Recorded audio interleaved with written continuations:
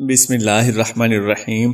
نہایت ہی محترم اور معزز مسلمان بھائیوں اور بہنوں، السلام علیکم ورحمۃ اللہ وبرکاتہ۔ انسان اپنی زندگی میں جو کام پسند کرتا ہے اسے بڑے شوق سے سر انجام دیتا ہے، جو کام پسند کرتا ہے اسے بڑی ہی دلچسپی سے انجام دیتا ہے، لیکن کئی کام ایسے بھی ہوتے ہیں جو انسان کو زوال کی طرف لے جاتے ہیں، جبکہ کچھ کام ایسے بھی ہوتے ہیں جو انسان کو عروج کی طرف لے جاتے ہیں۔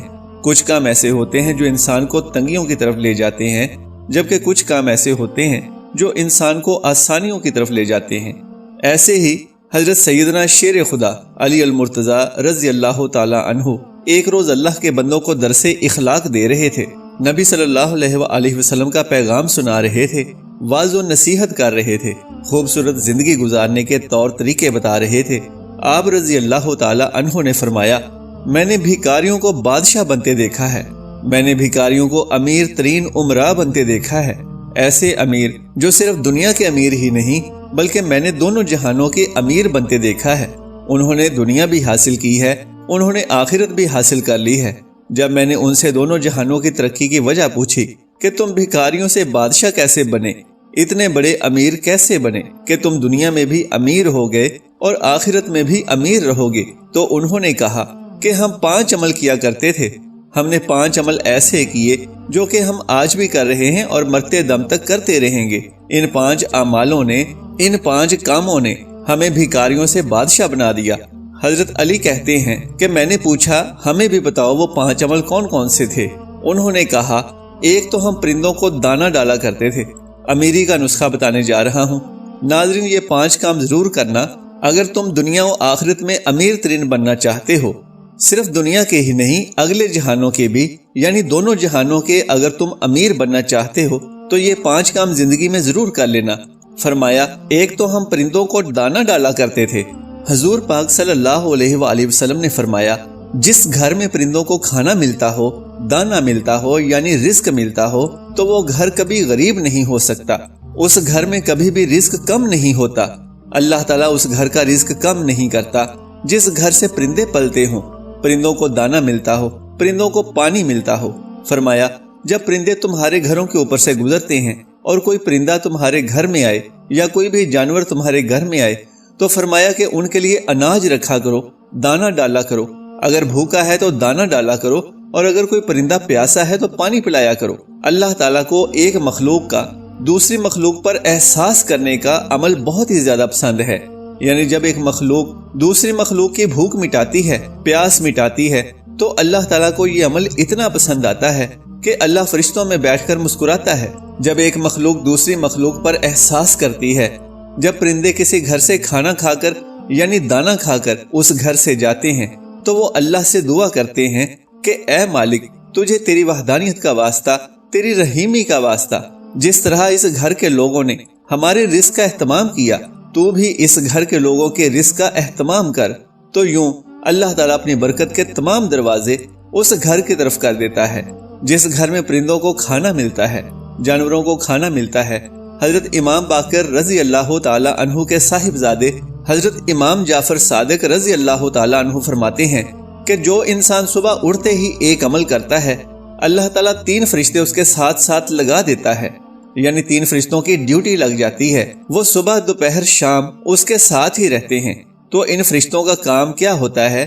پہلا فرشتہ اس انسان کی عزت بڑھانے کے اسباب پیدا کرتا ہے، دوسرا فرشتہ اس کا رزق بڑھانے کے لیے اسباب پیدا کرتا ہے، جبکہ تیسرا فرشتہ اسے مصیبتوں سے بچانے کے لیے اسباب پیدا کرتا ہے۔ پوچھا گیا کہ حضرت آخر وہ نیک عمل ہے کون سا، اتنا فائدہ مند عمل ہے کون سا؟ تو حضرت امام جعفر صادق نے فرمایا، وہ ہے پرندوں کو دانہ ڈالنا۔ جو شخص صبح سویرے اٹھ کر دوسری مخلوق کو کھانا دیتا ہے، اللہ تعالیٰ اس پر 3 فرشتوں کی ڈیوٹی لگا دیتا ہے۔ اس کے بعد حضرت علی رضی اللہ تعالی عنہ نے فرمایا کہ اس شخص نے کہا کہ ان کا دوسرا عمل یعنی دوسرا کام جو وہ کرتے تھے وہ یہ تھا کہ وہ غریبوں کی مدد کیا کرتے تھے۔ جو شخص غریبوں کی مدد کرتا ہے وہ زندگی میں کبھی بھی غریب نہیں ہوتا۔ جناب علی، بندے کی عبادت بندے کو اس مقام پر نہیں پہنچاتی جہاں غریبوں کی مدد پہنچاتی ہے، جہاں غریبوں کی خدمت پہنچاتی ہے۔ جب غریبوں کی خدمت کی بات آتی ہے تو میرے نبی صلی اللہ علیہ وآلہ وسلم کے قدموں میں بیٹھنے والے سیدنا حضرت ابو بکر صدیق رضی اللہ تعالی عنہ سے بڑھ کر اچھا حکمران دنیا میں کوئی نہیں آیا۔ اسی طرح سیدنا عمر فاروق رضی اللہ تعالی عنہ سے بڑھ کر کوئی بادشاہ نہیں آیا۔ سخاوت میں حضرت سیدنا عثمان غنی رضی اللہ تعالی عنہ سے بڑھ کر کوئی حکمران نہیں آیا، اور علمی فراست میں حضرت سیدنا علی المرتضی رضی اللہ تعالی عنہ سے اچھا حکمران کوئی اس دنیا میں نہیں آیا۔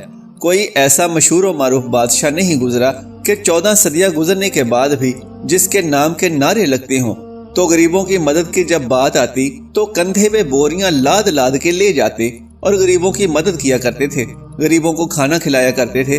ایک بدو تھا جس کی بیوی حاملہ تھی، بچے کی پیدائش کا وقت قریب ہے جبکہ گھر میں 1 روپیہ بھی نہیں ہے۔ اب یہ لوگ پریشان تھے کہ پیسہ ایک بھی نہیں ہے جبکہ بچے کی پیدائش کا وقت قریب ہے۔ وہ حق ہمسایوں کے پاس گئے کہ ہمیں کچھ قرض دے دو، انہوں نے کچھ نہ دیا تو بدو کے ذہن میں ایک ترکیب آئی کہ کیوں نہ مدینے میں چلا جاؤں، حضرت سیدنا عمر فاروق کے پاس چلا جاؤں، ان کے سامنے جا کر فریاد کروں، عرض کروں، وہ میری ضرور مدد کریں گے۔ یہ بدو اپنی حاملہ بیوی کو لے کر مدینے کی طرف جا رہا ہے۔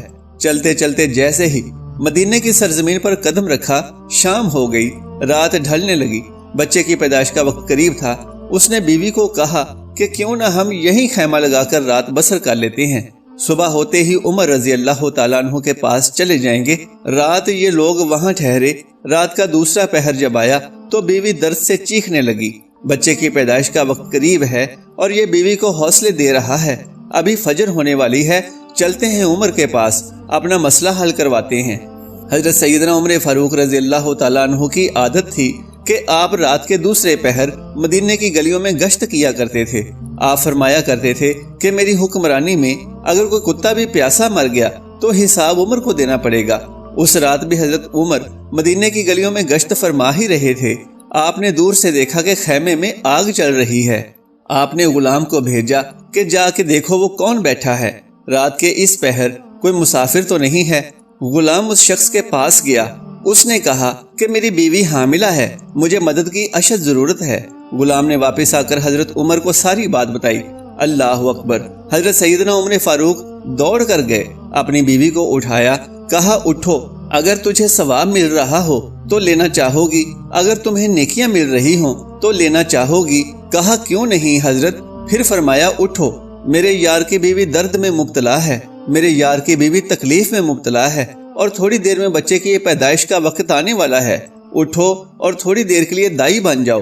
اس نے ضرورت کا سارا سامان اٹھایا اور سیدنا عمر فاروق سے کہنے لگی کہ آپ تھوڑی سی لکڑیاں کندھے پر اٹھا لیں۔ آپ نے کندھے پر لکڑیاں اٹھائی ہوئی اور جا رہے ہیں۔ حضرت عمر فاروق رضی اللہ تعالیٰ عنہ کی زوجہ محترمہ خیمے کے اندر چلی گئی۔ جہاں عورت چیخ رہی تھی تو حضرت عمر باہر اس بدو کے سامنے ہاتھ باندھ کر کھڑے ہو گئے۔ بدو نے یہ سمجھا کہ یہ کوئی غلام ہے، اس غلام کی بیوی دائی ہے اور یہ اس کا شوہر ہے اور یہاں کا غلام ہے۔ اس نے حکم چلانے شروع کر دیے، آرڈر چلانے شروع کر دیے، اور جلدی جاؤ لکڑیاں لے کر آؤ۔ آپ دوڑ کر جاتے اور لکڑیاں لے کر آتے، جلدی کرو آگ جلاؤ۔ آپ پھونکے مارتے اور آگ جلاتے۔ اللہ اکبر! ناظرین، اس نے حضرت عمر فاروق کے ساتھ نوکروں کا سا سلوک کر رکھا تھا۔ وہ نادان نہیں جانتا تھا کہ میرے سامنے یہ جو شخصیت کھڑی ہے یہ خود عمر ہے۔ ایک دم خیمے کے اندر سے آواز آئی، یا امیر المومنین! آپ کی زوجہ محترمہ نے آپ کو آواز دی، اے عمر، آپ کو مبارک ہو، اللہ نے آپ کے یار کو بیٹا عطا کیا ہے، آپ کے دوست کو، آپ کے بھائی کو اللہ نے بیٹا عطا کیا ہے۔ جیسے ہی بیگم صاحبہ نے کہا یا امیر المومنین، بدو نے سنا اور اس کے پاؤں تلے سے زمین نکل گئی۔ کیا یہی امیر المومنین ہے؟ فوراً قدموں پہ گرا اور کہنے لگا، یا امیر المومنین، مجھے معاف کر دیں، یہ بدبخت آنکھیں نہ پہچان سکیں کہ آپ کون ہیں، مجھے معاف کر دیں، میں نہیں جانتا تھا۔ حضرت عمر فاروق رضی اللہ تعالی عنہ نے اسے اٹھایا اور اپنے سینے سے لگایا اور رو کر کہنے لگے کہ او بدو، تجھے پتہ نہیں کہ یہ مدینہ المنورہ ہے، یہ میرے کریم آقا کا شہر ہے، یہاں امیروں کے نہیں، یہاں تو غریبوں کے استقبال ہوتے ہیں، یہاں تو غریبوں کو عزتیں ملتی ہیں، یہاں تو غریبوں کی مدد کی جاتی ہے، یہاں تو غریبوں کو بادشاہ بنایا جاتا ہے۔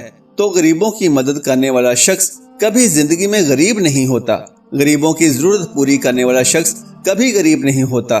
تو وہ کہتے ہیں کہ ہمارے امیر بننے کی سب سے بڑی وجہ یہ تھی کہ غریبوں کی مدد کیا کرتے تھے۔ تیسرا کام جو حضرت علی رضی اللہ تعالی عنہ نے فرمایا کہ وہ اپنی اولاد کو حلال کا لقمہ کھلایا کرتے تھے۔ چوتھا کام والدین کی خدمت کیا کرتے تھے۔ پانچواں کام نماز میں سستی نہیں کرتے تھے۔ ان لوگوں نے کہا کہ ہم نے آج بھی ان 5 باتوں کا دامن مضبوطی سے پکڑا ہوا ہے، اس لیے ہم آج بھی دن بدن بلندی کی طرف جا رہے ہیں۔ ہم نے صرف دنیا میں ہی ترقی نہیں کی بلکہ ہم آخرت کے لیے بھی یہ کام کر رہے ہیں۔ اللہ رب العزت سے دعا ہے کہ مالک ہمیں بھی ان 5 کاموں پر عمل کرنے کی توفیق عطا فرمائے اور اپنے ان بندوں کی فہرست میں شامل فرمائے جن پر اللہ کا انعام ہوا۔